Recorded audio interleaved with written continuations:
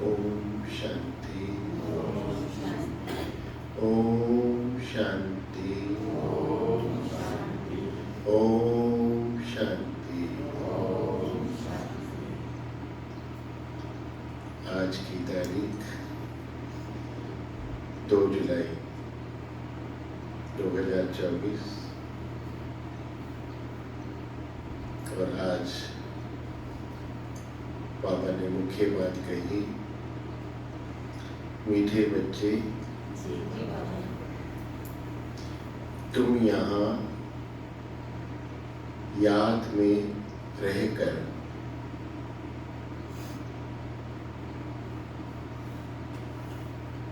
पाप दग्ध करने के लिए आए हो।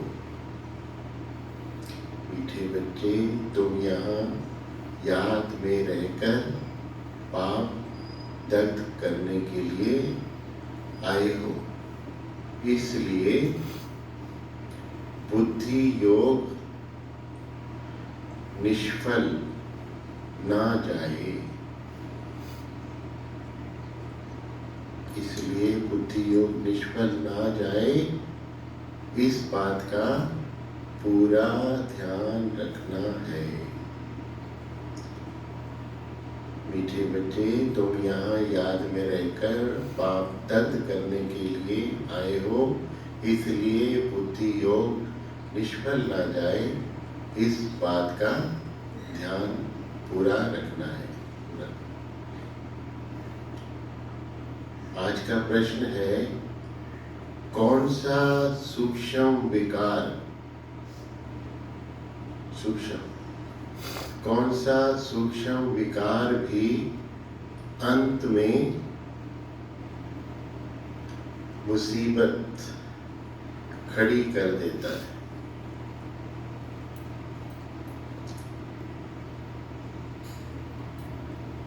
तो कौन सा ऐसा सूक्ष्म विकार होगा कि जो अंत में मुसीबत खड़ी कर सकता है?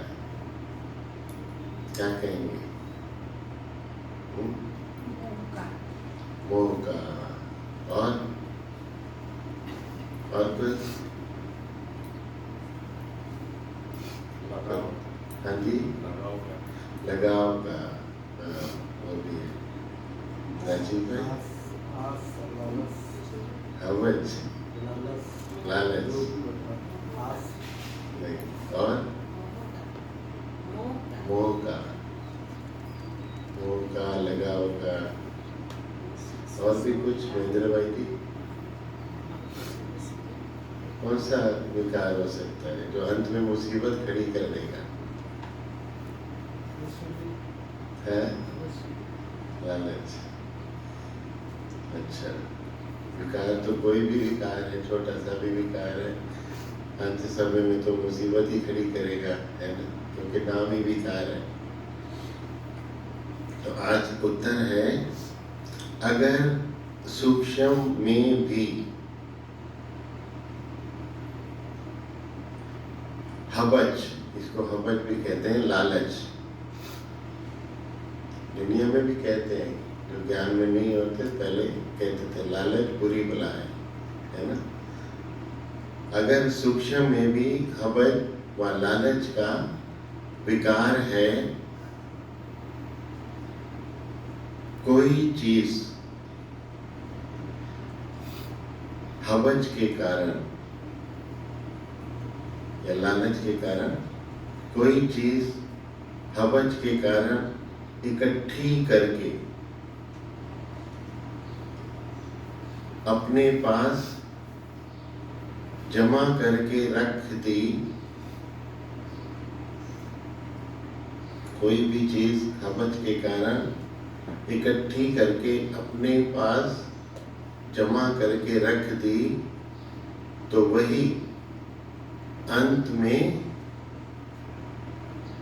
मुसीबत के रूप में याद आती है।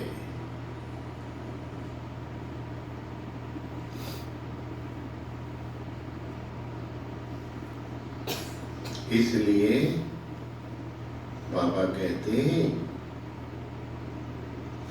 बच्चे अपने पास कुछ भी ना रखो, जितनी जरूरत है उतनी, लालच में आकर के बहुत इकट्ठा ना कर। तो इसलिए बाबा कहते, बच्चे अपने पास कुछ भी ना रखो, तुम्हें सब संकल्पों को, तुम्हें सब संकल्पों को भी समेट कर बाप की याद में रहने की टेव, टेव माना आदत, हैबिट, तुम्हें सब संकल्पों को भी समेटकर बाप की याद में रहने की आदत डालनी है। इसलिए देही अभिमानी बनने का अभ्यास करो।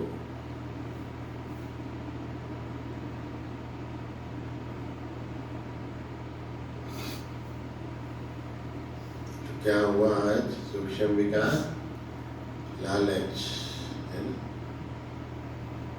हमें एक बार विश्व रतन दादा अच्छी क्लास कराते थे, उन्होंने बताया, मान लो कहीं ब्रह्मा भोजन हो रहा है और मुझे गुलाब जामुन बहुत अच्छे लगते हैं, सबको एक एक मिल रहा है और मैंने 2 ले लिए हैं, मुझे अच्छे लगते हैं, और लास्ट में जो आया खाने के लिए और गुलाब जामुन खत्म हो गए, तो उसको तो मिला नहीं, तो उसका बोझ भी मेरे पे चलेगा, इसको संकल्प चलेगा कि मेरे को नहीं मिला, तो उसका सारा बोझ मेरे ऊपर चढ़ेगा, क्योंकि मैंने एक्स्ट्रा ले लिया। लेना भी है तो बाद में ले सकते हैं, अगर बच जाए तो, ऐसे बताया। अच्छी बात है। ओम शांति। बच्चों को रोज रोज याद दिलाते हैं, क्या याद दिलाते हैं? देही अभिमानी बनो, आत्म अभिमानी बनो। क्योंकि बुद्धि इधर उधर जाती है। अज्ञान काल में भी कथा वार्ता सुनते हैं तो बुद्धि बाहर भटकती है, यहाँ भी भटकती है ना, कितना भी कोशिश कर लें यहाँ भी भटकती है। इसलिए रोज रोज कहते हैं देही अभिमानी बनो। वह तो कहेंगे कि हम जो सुनाते हैं उस पर ध्यान दो। दुनिया में सत्संग में कहीं जाएंगे तो वो कहेंगे कि हम जो सुना रहे हैं उस पर ध्यान दो,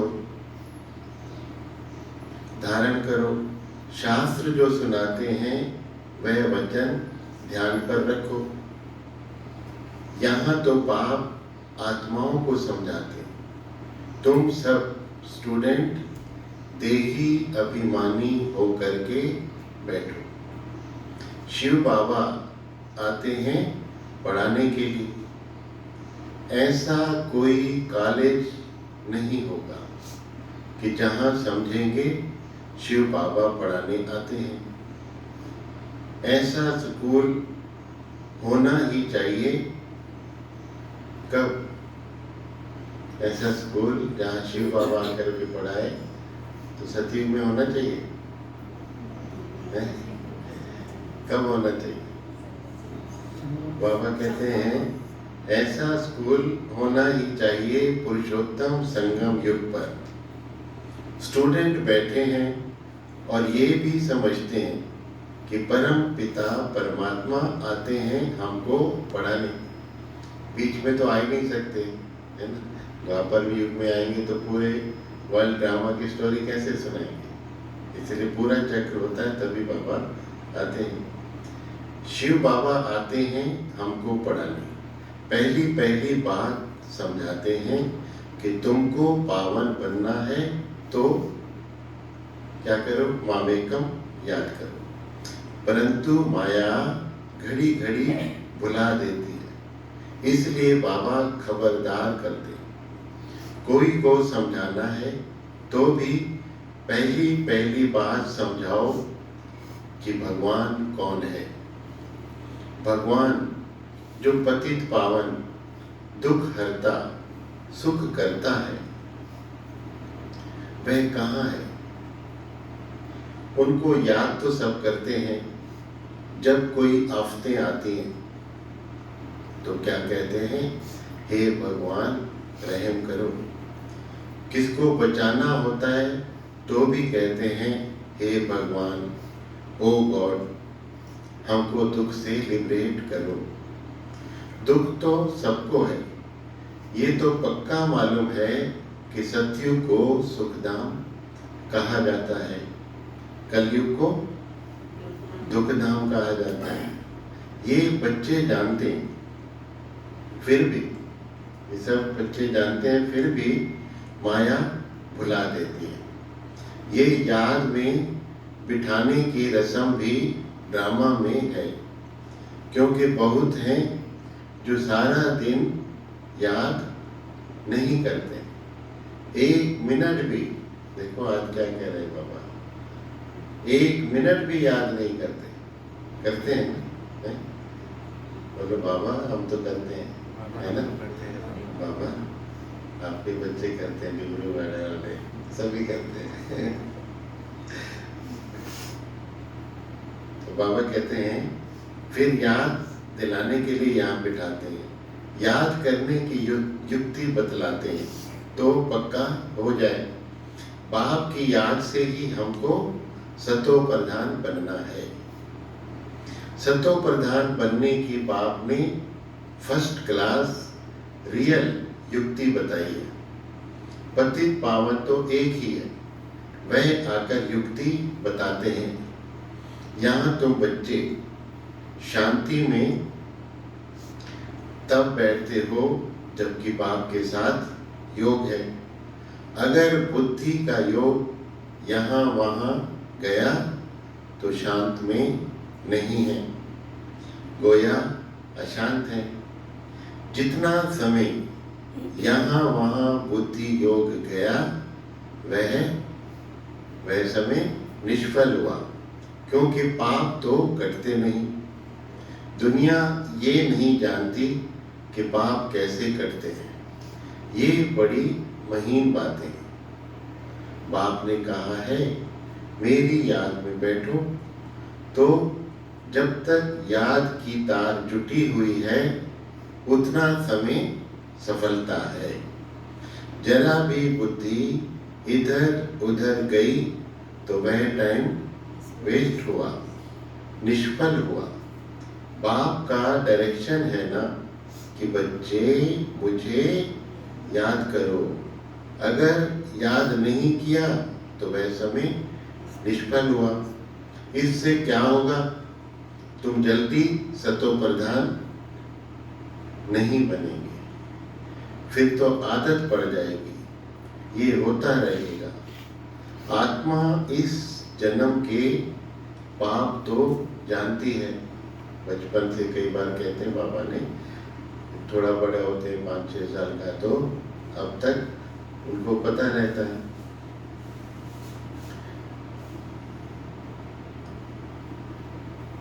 तो आत्मा इस जन्म के पाप तो जानती है। भल कोई कहते हैं कि हमको याद नहीं है, परंतु बाबा कहते हैं 3-4 वर्ष से लेकर सब बातें याद रहती हैं। शुरू में इतने पाप नहीं होते जितने बाद में होते हैं। दिन प्रतिदिन क्रिमिनल आई होती जाती है। त्रेता में 2 कला कम होती है। चंद्रमा की 2 कला कितने में कम होती है? धीरे धीरे कम होती है। और फिर 16 कला संपूर्ण भी चंद्रमा को कहा जाता है, सूर्य को नहीं कहते हैं। सूर्य की कलाओं के लिए नहीं कहते। चंद्रमा की है 1 मास की बात, ये फिर है कल्प की बात। दिन प्रतिदिन नीचे उतरते जाते हैं, फिर याद की यात्रा से ऊपर चढ़ सकते हैं। फिर तो दरकार ही नहीं जो हम याद करें। जब ऊपर चढ़ गए, सतो प्रधान बन गए, फिर सतयुग में गए, तो वहां तो दरकार ही नहीं। और ऊपर चढ़े, सतयुग के बाद फिर उतरना है। सतयुग में भी याद करें तो नीचे उतरे ही नहीं, है ना। हमने जब कोर्स किया 84 जन्मों की सीढ़ी का, सतयुग त्रेता है, तो हमको संकल्प आया कि मतलब वहाँ नहीं पूछा, रास्ते में सोचते रहे चलते चलते, अगर सतयुग त्रेता के बाद ही भगवान आ जाता फिर से हमको परम धाम लेके फिर से सतयुग, तो ये द्वापर कलयुग का दुखों की दुनिया होती ही नहीं, है ना। लेकिन उसके बाद फिर ड्रामा का कोर्स किया कि ड्रामा तो पूरा घूमेगा तभी तो है, चक्कर लगेगा तभी तो भगवान आता है, बीच में नहीं आ सकता। तो ड्रामा अनुसार उतरना ही है, तो याद ही नहीं करते। उतरना भी जरूर है, फिर याद करने का उपाय बाप ही बतलाते हैं, क्योंकि ऊपर जाना है। संगम पर ही आकर बाप सिखलाते हैं कि अब चढ़ती कला शुरू होती है। हमको फिर अपने सुख धाम में जाना है।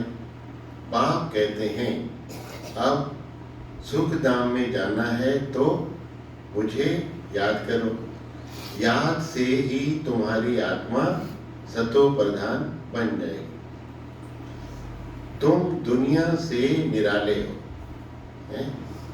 और सारा दिन याद रखना कि हम दुनिया से निराले हैं। वैकुंठ दुनिया से बहुत न्यारा है। वैकुंठ था, अब नहीं है। कल्प की आयु लंबी कर देने के कारण भूल गए। अभी तो बच्चों को तो वैकुंठ बहुत नजदीक दिखाई देता है, बाकी थोड़ा टाइम है ना। याद की यात्रा में ही कमी है, इसलिए समझते हैं कि अभी टाइम है। याद की यात्रा जितनी होनी चाहिए उतनी नहीं है, तुम पैगाम पहुंचाते हो ड्रामा के प्लान अनुसार। कोई को पैगाम नहीं देते हैं तो गोया, अगर कोई को पैगाम नहीं देते हैं तो गोया सर्विस नहीं करते। सारी दुनिया में पैगाम तो पहुंचाना है कि बाप कहते हैं मामेकम याद करो।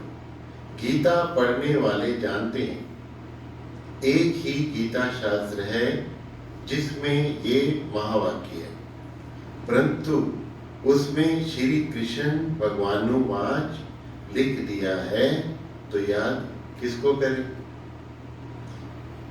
भल शिव की भक्ति करते हैं, परंतु यथार्थ ज्ञान नहीं जो श्रीमत पर चले। इस समय तुमको मिलती है ईश्वरीय मत, और इनके पहले अभी ईश्वरीय मत संगम युग पर मिलती है। संगम युग से पहले किसकी मत मिलती है? मनमत, रावण मत। बाबा कहते हैं इनके पहले थी मानव मत, है ना, मानव मत। दोनों में रात दिन का फर्क है। मानव मत कहती है कि ईश्वर सर्वव्यापी है, और ईश्वर की मत कहती है नहीं। बाप कहते मैं आया हूँ स्वर्ग की स्थापना करने, तो जरूर ये नरक है। यहाँ 5 विकार सब में प्रवेश है, विकारी दुनिया है। तब तो मैं आता हूँ निर्विकारी बनाने के लिए। जो ईश्वर के बच्चे बने उनके पास विकार तो हो नहीं सकते। रावण का चित्र 10 शीश वाला दिखाते, कभी कोई कह ना सके कि रावण की दृष्टि और रावण की सृष्टि निर्विकारी है? रावण की सृष्टि अगर निर्विकारी होती तो रावण को क्यों जलाते? तुम जानते हो कि अभी रावण राज्य है और सभी में 5 विकार है। सतयुग में है राम राज्य, कोई भी वहां विकार नहीं। इस समय मनुष्य कितने दुखी है, शरीर को कितने दुख लगते हैं। ये है दुख धाम। सुख धाम में तो शारीरिक दुख भी नहीं होते। यहाँ तो कितनी हॉस्पिटल भरी हुई है ना? नर्क देखना हो तो हॉस्पिटल में जाके देखिए। यहाँ तो कितनी हॉस्पिटल्स भरी हुई है। इनको स्वर्ग कहना भी बड़ी भूल है, तो समझकर औरों को भी समझाना है। वह पढ़ाई कोई को समझाने के लिए नहीं है। इम्तिहान पास किया और नौकरी पर चढ़ा। ज़्यादातर तो कोई होते हैं पढ़ करके फिर टीचर बनते हैं, दूसरों को पढ़ाते, लेकिन ज़्यादातर तो पढ़ाई करते करते आगे बढ़ जाते हैं। फिर दूसरों को थोड़ी ये पढ़ाई पढ़ाते हैं कि हम ये पढ़ाई पढ़ रहे हैं, है ना। यहाँ तो बाबा की जो पढ़ाई पढ़ते हैं वो दूसरों को पढ़ा सकते हैं। तो यहाँ तो तुमको सबको पैगाम देना है। सिर्फ एक बाप थोड़े ही देंगे। जो बहुत होशियार हैं उनको टीचर कहा जाता है, और कम होशियार हैं तो उनको क्या कहेंगे? उनको स्टूडेंट कहा जाता है। वो पढ़ रहे हैं, लेकिन यहाँ तो हम सब बच्चे स्टूडेंट भी हैं और टीचर भी हैं। बाबा ने दोनों ही बना दिया। तुम्हें सबको पैगाम देना है, पूछना है कि भगवान को जानते हो? वह तो बाप है सबका, आप जानते हो सबको, है ना। भगवान को तो जानते हैं। यहाँ भगवान भाई भी आए थे।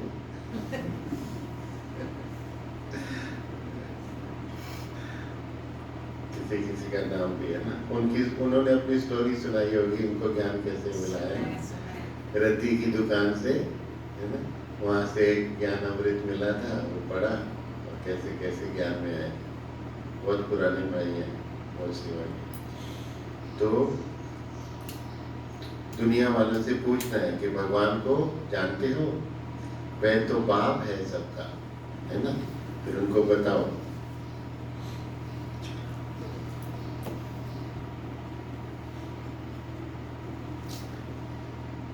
तो सबसे पूछना है कि भगवान को जानते हो? वह तो बाप है सबका। तो मूल बात है बाप का परिचय देना, क्योंकि कोई जानते नहीं है। ऊँचते ऊँच बाप है, सारे विश्व को पावन बनाने वाला है।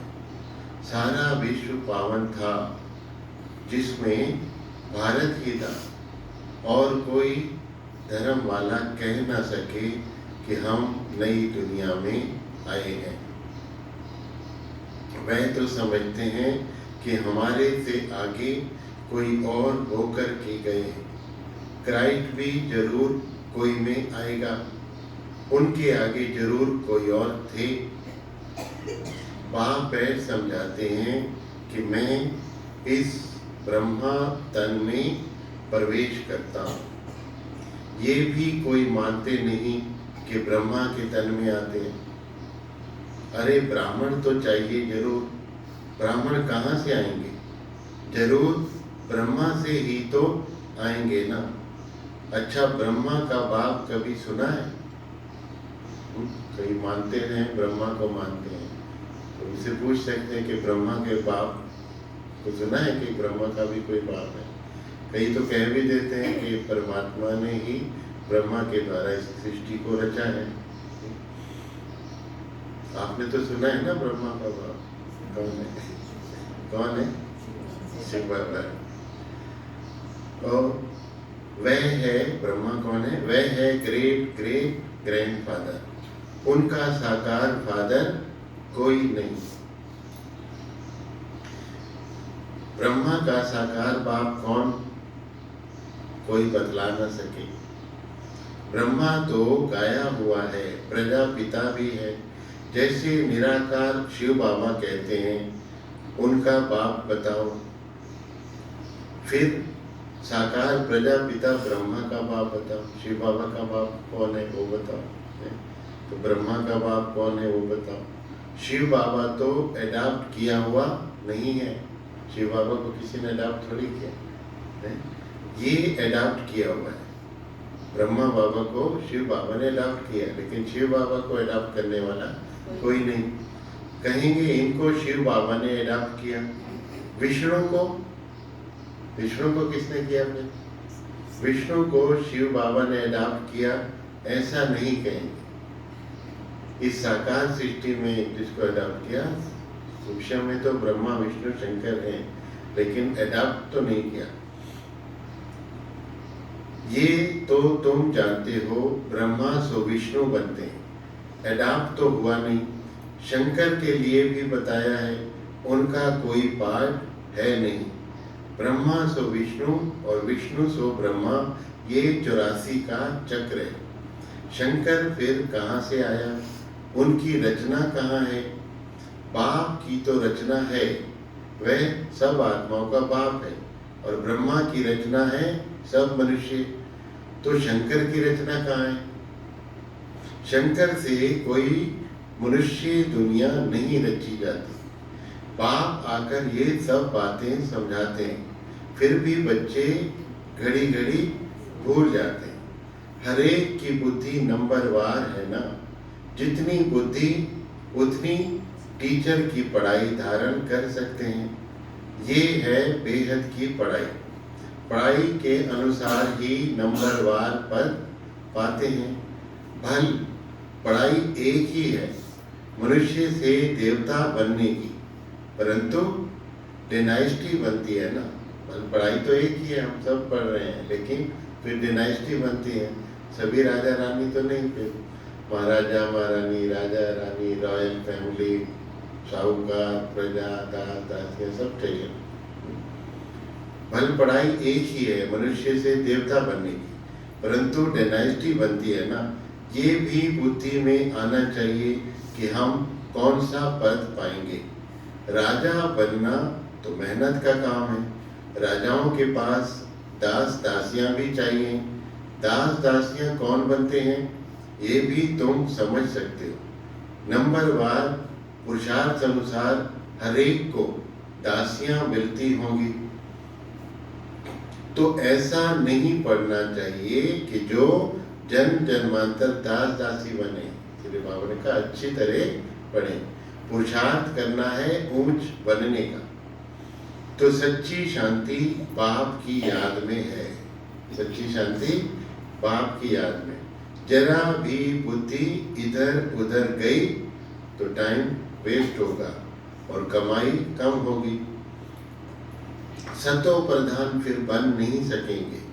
ये भी समझाया है कि हाथों से काम करते रहो और दिल से बाप को याद करो। शरीर को तंदुरुस्त रखने के लिए घूमना फिरना ये भी बल करो, है ना। कहते शरीर से जितना घूमो फिरो उतना शरीर स्वस्थ रहेगा, और मन से जितना घूमो फिरो और शांत भी रहो तो मन स्वस्थ रहेगा। मन के द्वारा कहाँ घूमने जाएंगे? परम धाम जाओ, सत्युग में जाओ, नई दुनिया में जाओ। तो बाबा ने कहा परंतु बुद्धि में बाप की याद रहे। अगर साथ में कोई हो तो झरमोई झंगमोई नहीं करनी है ना, व्यर्थ बातें जिसको बाबा कहते हैं। ये तो हर एक की दिल गवाही देती है। बाबा समझा देते हैं ऐसी अवस्था में चक्कर लगाओ। पादरी लोग जाते हैं एकदम शांत में। तुम लोग ज्ञान की बातें सारा समय तो नहीं करेंगे, फिर जुबान को शांत में लाकर शिव बाबा की याद में रेस करनी चाहिए। जैसे खाने के समय बाबा कहते हैं याद में बैठकर खाओ, अपना चार्ट देखो। बाबा अपना तो बताते हैं कि हम भूल जाते हैं। कौन सा बाबा बताते हैं? ब्रह्मा बाबा। एक शांतिवन में एक भाई थे साकार बाबा के संग, सत्यनारायण भाई नाम। उन्होंने एक बार ज्ञानामृत में लेख भेजा था, लिखा था एक कप चाय शिव बाबा की याद में। एक कप चाय उन्होंने पिया और अच्छे से अभ्यास किया बाबा की याद में। तो कैसे अभ्यास किया उन्होंने, कैसे याद में चाय पिया, बुद्धि इधर उधर नहीं है, तो वो उन्होंने लेख लिखा था। हम भी अभ्यास कर सकते हैं, ठीक है। तो फिर आगे बाबा कह रहे हैं कि याद में बैठकर खाओ, अपना चार्ट देखो। बाबा अपना तो बताते हैं कि हम भूल जाते हैं, है ना। कई बार कहते हैं ब्रह्मा बाबा मुरलियों में आता है, एक गिट्टी खाता हूँ, रोटी खाता हूँ, तो फिर भूल जाता हूँ, है। तो कोशिश करता हूँ, बाबा को कहता हूँ बाबा हम पूरा समय याद में रहूँगा, फिर आप हमारी खांसी बंद कर दो। खांसी आ जाती है, ब्रह्मा बाबा शिव बाबा को कहते हैं कि मैं पूरा समय आपको याद करूँगा, आप हमारी खांसी बंद कर दो, शुगर कम कर दो, है? तो अपने साथ जो मेहनत करता हूँ वह बताता हूँ, ब्रह्मा बाबा बताते हैं। परंतु मैं खुद ही भूल जाता हूँ तो खांसी कम कैसे होगी, है ना। बाबा को भी कई बार बच्चे कहते थे बाबा आप ब्रह्मा बाबा के तन में आते हो, है, तो इनकी खांसी बंद नहीं कर सकते। शिव बाबा कहते हैं इसका हिसाब किताब तो इसको ही चुकतू करना है ना। मैं मेहर करूँ रहम करूँ तो सारे ही बच्चे हैं, सबकी खांसी बंद कर दें। बाबा कहते हैं नहीं। तो बाबा क्या कह रहे हैं, ब्रह्मा बाबा बीच में बोल रहे हैं ना कि जो बातें बाबा के साथ में करता हूँ वह सच सुनाता हूँ। बाबा बच्चों को बता देते, बच्चे बाप को नहीं सुनाते। लज्जा आती है, झाड़ू लगाओ, खाना बनाओ तो भी शिव बाबा की याद में बनाओ तो ताकत आएगी। ये भी युक्ति चाहिए, इसमें तुम्हारा ही कल्याण होगा। फिर तुम याद में बैठेंगे तो औरों को भी कशिश होगी। एक दो को कशिश तो होती है। जितना तुम जास्ती याद में रहेंगे उतना सन्नाटा अच्छा हो जाएगा। इस पर भी वो दादा विश्वरतन की बात याद आती है। वो कहते थे गीत वीत नहीं बजाओ जाता, म्यूजिक भी मत बजाओ, एकदम साइलेंस में। हमने कई बार किया, एकदम साइलेंस, बहुत पावरफुल योग करते थे, एकदम सन्नाटा हो जाता था, बहुत पावरफुल स्वर थे। तो जितना तुम जास्ती याद में रहेंगे उतना सन्नाटा अच्छा हो जाएगा।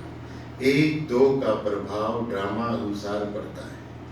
याद की यात्रा तो बहुत कल्याणकारी है, इसमें झूठ बोलने की दरकार नहीं है। सच्चे बाप के बच्चे हैं तो सच्चा होकर चलना है। बच्चों को तो सब कुछ मिलता है, विश्व की बादशाही मिलती है, तो फिर लोभ करके 10-20 साड़ियाँ आदि क्यों इकट्ठी करते हो? ऐसे नहीं सोचते सिर्फ हम माताओं बहनों को बोल रहे हैं ना, भाई भी करते हैं, कुर्ता पजामा क्या क्या, हर एक का अपना अपना होता है ना। तो बाबा तो सबके लिए कहते हैं विश्व की बादशाही मिलती है तो लोभ करके 10-20 साड़ियाँ आदि क्यों इकट्ठी करते हो? अगर बहुत चीजें इकट्ठी करते हो तो मरने के समय भी वही याद आएंगी। इसलिए मिसाल देते हैं कि स्त्री ने उनको कहा लाठी भी छोड़ दो, नहीं तो ये भी याद आएगी। कोई कहानी होगी, हमने अच्छे से सुना नहीं है, नहीं तो सुनाते। कहा होगा, एक राजा की कहानी सुनी थी। राजा और उसका कोई दोस्त था बचपन का, राजा से मिलने आया है ना। तो बचपन के दोस्त को देखे, वो बचपन की बातें करेंगे, राजा बहुत खुश हो गया। बोले चलो ये बहनों से कहीं दूर जाते हैं, है ना, कहीं बगीचे में जंगल में जाके बैठ के बातें करेंगे। चल पड़े, राजा चल पड़ा उसके साथ साथ। आगे चल के वो जो दोस्त था उसने कहा अरे मेरी वो चीज वहाँ पे रह गई है, महल में रह गई। राजा ने कहा अरे मैं तो पूरा महल छोड़ करके ही जा रहा हूँ, और तुम उस छोटी सी चीज को भी याद कर रहे हो। एक कहानी सी। तो कहा कि स्त्री ने उनको कहा लाठी भी छोड़ दो, नहीं तो ये भी याद आएगी। कुछ भी याद नहीं रहना चाहिए, नहीं तो अपने लिए ही मुसीबत लाते। झूठ बोलने से 100 गुना पाप चढ़ जाता है। शिव बाबा का भंडारा सदैव भरा रहता है, जास्ती रखने की भी दरकार क्या है। जिसकी चोरी हो जाती है तो सब कुछ दिया जाता है। मधुबन में ऐसे कई बार हुआ। हमारे साथ एक बार भाई हमारे वहीं गांव से आए थे, वो अकेला आ रहा था, रास्ते में उसकी अटैची चोरी हो गई ट्रेन से। जैसे था उसी ड्रेस में आया, वहाँ आया, बोला तो फिर उसको बाबा के घर से कपड़े मिले, सब कुछ मिला, है ना, मिलता है। बाबा ने कहा कि जिसकी चोरी हो जाती है तो सब कुछ दिया जाता है। तुम बच्चों को बाप से राजाई मिलती है तो क्या कपड़े आदि नहीं मिलेंगे? हम भी शुरू में मधुबन कैसा होता है पता नहीं था। पहली बार आए तो जैसे दिल्ली से, अच्छा नहीं, पहली बार तो बाबा से मिलने दिसंबर में आए थे, तब तो ठंडी कपड़े ले गए। फिर उसके बाद जून जुलाई में आए, तब तो दिल्ली में तो बहुत गर्मी रहती है। हम तो सिंपल ऐसे ड्रेस में गए, पता नहीं था कि वहाँ जून जुलाई में कैसा मौसम होता। वहाँ बहुत ठंडी थी, तो हम तो शाल वगैरह लेकर के ही नहीं आए। फिर दादी ने देखा कईयों को ऐसे शाल वगैरह नहीं पहना है ऐसे, तो दादी ने क्लास में अनाउंस किया कि जिसको भी शाल चाहिए, कुछ गर्म कपड़ा चाहिए तो फलाने भाई के पास जाओ, है ना, नीचे वो आपको दे देगा। तो गई, फिर उन्होंने दे दिया, फिर वापसी गए तो उनको छोड़ दिया। ऐसा होता था पहले। अभी तो सौगात में ही शाल मिल जाते हैं, है ना। तो बाबा ने कहा कि तुम बच्चों को बाप से राजाई मिलती है तो क्या कपड़े आदि नहीं मिलेंगे? सिर्फ फालतू खर्चा नहीं करना चाहिए, क्योंकि अबलाएं ही मदद करती हैं स्वर्ग की स्थापना में। उनके पैसे ऐसे बर्बाद नहीं करने चाहिए। वह तुम्हारी परवरिश करती हैं तो तुम्हारा काम है उन्हों की परवरिश करना है, नहीं तो 100 गुना पाप सिर पर चढ़ता है। फल यज्ञ में बहुत है, अभी हमें जितनी जरूरत है उतना ही खाना है ना। दुनिया भर का सामान मिलता है, समर्पित भाई बहने जो भी हैं सबको सब चीज़ मिलती है, जूता चप्पल फैंसी सामान सब मिलता है। लेकिन कोई लालच के कारण सोचे फिर पता नहीं ज़्यादा रख ले, क्या करना है, जितना चाहिए उतना मिल रहा है, ख़त्म हो जाए फिर चले जाओ डिपार्टमेंट में, मना नहीं करते फिर दे देते, तो क्यों लालच करें। बाबा ने कहा कि माताओं को बहुत अच्छा याद किया बाबा ने कि शुरू में भी यज्ञ में जब बैगरी पाठ भी हुआ तो माताएं घर से कोई 1 कटोरी चावल ले आए, कोई चीनी ले आए, कोई 2 आलू ले आए। ऐसे भी देखे हमने, गाँव में गए वहाँ यूपी साइड में, ऐसे छोटे छोटे सेंटर, तो एक थल्ले के ऊपर देखा 2 आलू रखे हैं, चीनी की कटोरी रखी है। हमने बोला बहन जी ये क्या सजाया? बोले ये माताएं ले आती हैं, गांव की माताएं ना, तो बेचारी बोलते हैं बाबा के घर में ये, तो ऐसे वो रख करके चली जाती है। तो फिर से पढ़ते हैं, उनके पैसे ऐसे बर्बाद भी नहीं करनी चाहिए। वह तुम्हारी परवरिश करती हैं तो तुम्हारा काम है उन्हों की परवरिश करना, नहीं तो 100 गुना पाप सिर पर चढ़ता है। अच्छा मीठे मीठे सिकेल दे बच्चों प्रति माता पिता बाप दादा का याद प्यार और गुड मॉर्निंग। रूहानी बाप की रूहानी बच्चों को नमस्ते। हम रूहानी बच्चों की रूहानी माता पिता बाप दादा को याद प्यार गुड मॉर्निंग और नमस्ते। शुक्रिया बाबा। आज धारणा के लिए मुख्य सार में 2 पॉइंट हैं। पहला, बाप की याद में बैठते, बाप की याद में बैठते समय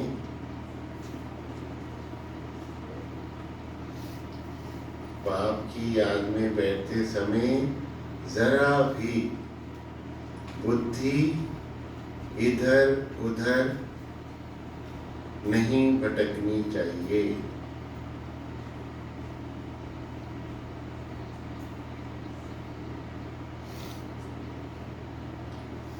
सदा कमाई जमा होती रहे।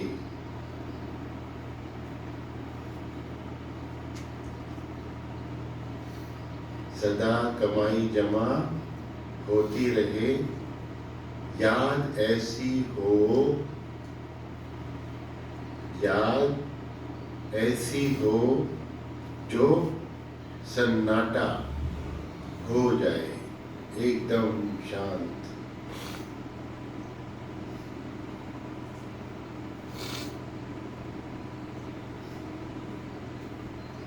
दूसरी पॉइंट है, शरीर को तंदुरुस्त रखने के लिए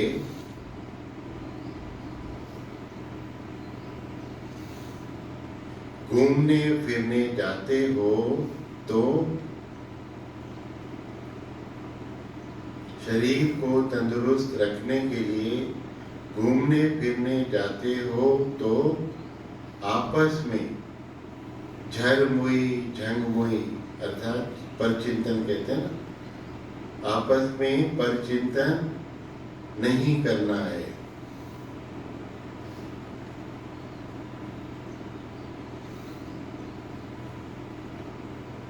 जुबान को शांत में रख,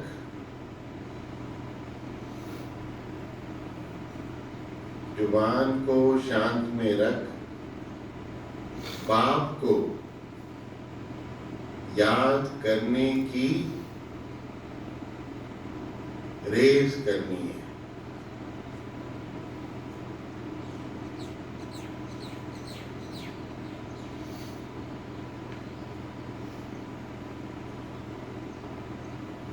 भोजन भी बाप की याद में खाना है।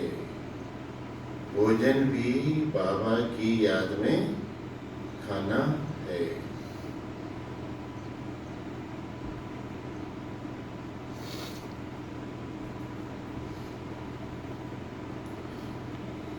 फिर आज का वरदान है निश्चय बुद्धि बन।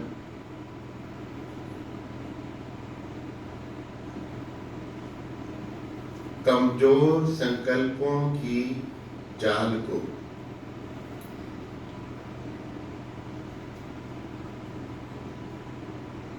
निश्चय बुद्धि बन कमजोर संकल्पों की जाल को समाप्त करने वाले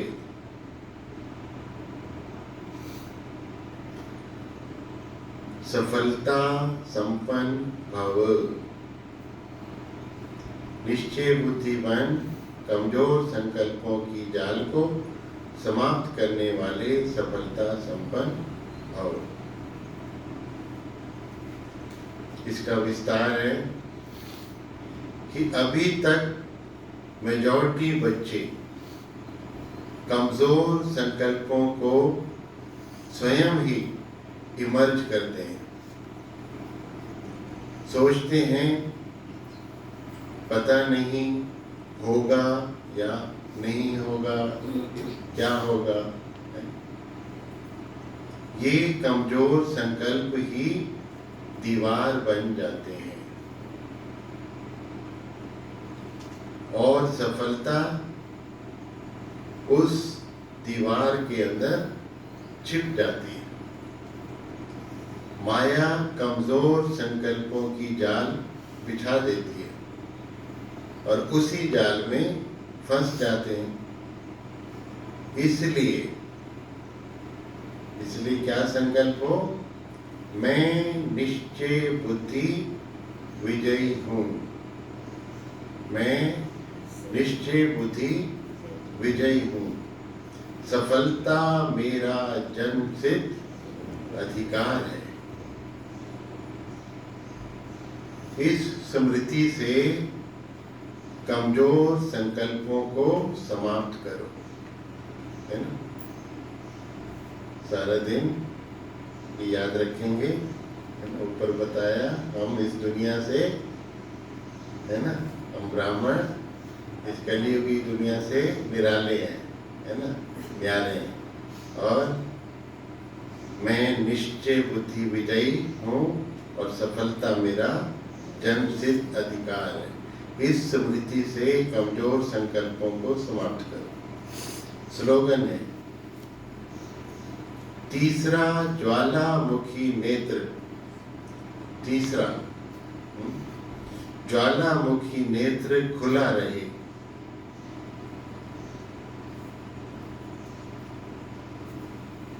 तो माया शक्तिहीन बन जाएगी। शंकर के लिए कहते हैं ना कि तीसरा नेत्र खोला तो विनाश हो गया। यहाँ बाबा हम बच्चों को कह रहे हैं कि ज्ञान का जो तीसरा नेत्र बाबा ने दिया है, तो ये ज्वालामुखी नेत्र खुला रहे तो माया शक्तिहीन बन जाएगी।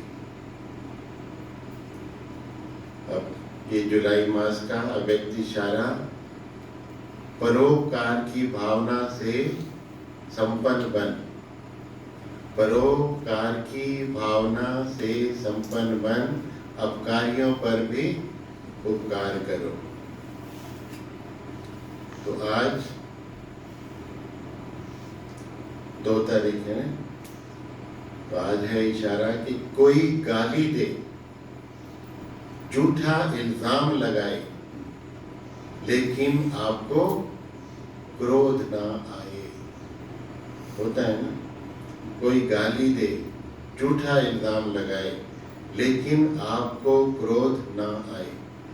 अपकारी के ऊपर उपकार करना, यही आप ब्राह्मणों का धर्म है। वह गाली दे और आप गले लगाओ, यही है कमाल। इसको कहा जाता है परिवर्तन। गले लगाने वाले को गले लगाना, गले लगाने वाले को गले लगाना ये कोई बड़ी बात नहीं, लेकिन निंदा करने वाले को सच्चा मित्र मन से मानो, तब कहेंगे उपकार करने वाले। कोई गाली दे, झूठा इल्जाम लगाए तो भी क्रोध ना आए, मेहनत का काम है।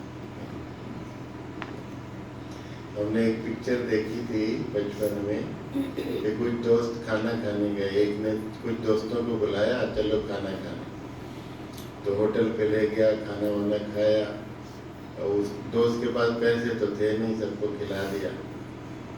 तो पैसे नहीं थे तो उस होटल के मैनेजर ने पुलिस को बुलाया, वो इन्होंने खाया नहीं, ये खाना खाया और पैसे नहीं दे रहे। 6-7 लोग थे, एक तो वो था, 6 लोग और, तो सबको जेल में डाल दिया। दूसरे तो उससे लड़ रहे थे, एक को अलग जेल में डाला, एक 6 को अलग डाला। वो 6 मिल करके सब उसको गालियाँ दे रहे थे, बहुत देर तक गालियाँ देते रहे। वो इंस्पेक्टर आ गए, उसको बोले, जो भी थे उसके सिक्योरिटी वाले, उन्होंने बोला, अरे वो इतनी देर से तुमको गालियाँ दे रहे हैं, तुमको असर नहीं पड़ रहा है, तुम कुछ नहीं गाली दे रहे। तो बड़े प्यार से कहता है, कुछ दे ही रहे हैं ना, ले तो नहीं रहे। जो बचपन की वो पिक्चर याद आ रही है, दे ही रहे ना, ले तो नहीं रहा ना। फिर हमारी मर्जी है, हमारे काम की चीज़ नहीं तो उसको फेंक दें। इस पर भी एक स्टोरी सुनी होगी आपने, महात्मा गांधी जी एक बार वो जा रहे थे समुद्री जहाज में जहाँ, तो एक अंग्रेज ने बहुत सारी गालियाँ लिख करके 3-4 पेज की गालियाँ लिखी और उस पर आलपिन लगा करके उनको जाके पकड़ा के आ गया गांधी जी। तो गांधी जी ने देखा 1 पेज 2 पेज सब पे गालियाँ ही गालियाँ लिखी हुई। फिर उन्होंने वो पिन निकाल लिया उसमें से और सारे पेपर फाड़ के डस्टबिन में डाल दिया, चुपचाप बैठे रहे। तो अंग्रेज हैरान हो गया, सोचा कि कुछ तो बोलेंगे। फिर बहुत देर तक कुछ नहीं बोला, तो गया गांधी जी के पास, बोला कि मैंने आपको इतनी गालियाँ दिया और आपने कुछ उत्तर नहीं दिया, आपको गुस्सा नहीं आया, क्रोध नहीं आया? कहता नहीं, वो इतनी सारी गालियाँ वो तो मेरे काम की नहीं थी। हाँ, उस पेपर में ये पिन लगा था ना, ये हो सकता है मेरे काम आ जाए, तो ये मैंने रख लिया है। जो काम की चीज़ें रख लिया, छोटी छोटी बातें हमको। चलो आज तो क्या संकल्प, हम तो इस दुनिया से निराले हैं, है ना। अच्छा लगा हमको बाबा का पॉइंट कि हम तो इस कलयुगी दुनिया से निराले हैं और मैं विजयी आत्मा हूँ, कलब कलब की विजयी आत्मा हूँ, और सफलता मेरा जन्म सिद्ध अधिकार है। ओम शांति। दीदी जी आ रहे हैं।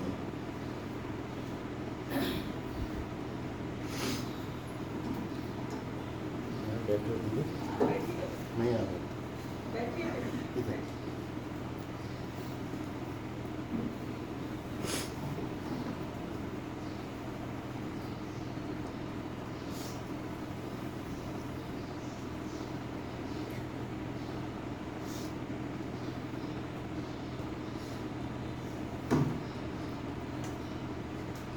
शांति। आप सभी आ रहे हैं क्लास में, इतना बारिश है, पानी है, करंट नहीं है, फिर भी आप सब यहाँ पहुँच रहे हो, तो ये भी एक निश्चय की कमाल है। प्रकृति तो अपना खेल दिखाएगी, और बाबा ने हम सब बच्चों को पहले से ही पाठ पढ़ाया है कि समय ऐसा आएगा, पानी ही पानी होगा, लेकिन पीने और नहाने के लिए पानी नहीं होगा।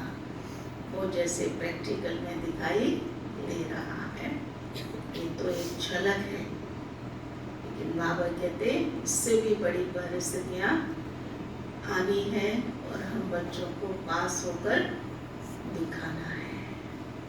तो ठीक है, प्रकृति अपना काम कर रही है, हम सब अपना काम कर रहे हैं। तो आज भाई जी हम सब के बीच में से जा रहे हैं, और आप 21 तारीख को आए थे, कई गीता पाठशालाओं में गए, सेंटर में गए, भाई बहनों को रिफ्रेश किया, बाबा की मीठी बातें सुनाई। नरेंद्र भाई आते हैं तो बिल्कुल ऐसे लगता है हमारे यहाँ के ही भाई हैं, क्योंकि आपका हंसमुख स्वभाव है, मिलनसार नेचर है, तो मिल जाते हैं सबके साथ। तो आज आप जाएंगे और फिर से बहुत जल्दी आएंगे। ओम शांति। तो अभी योग के बाद आप सभी बाजी से टोली लेंगे, ठीक है? तब तक हम बाबा को याद करते हैं।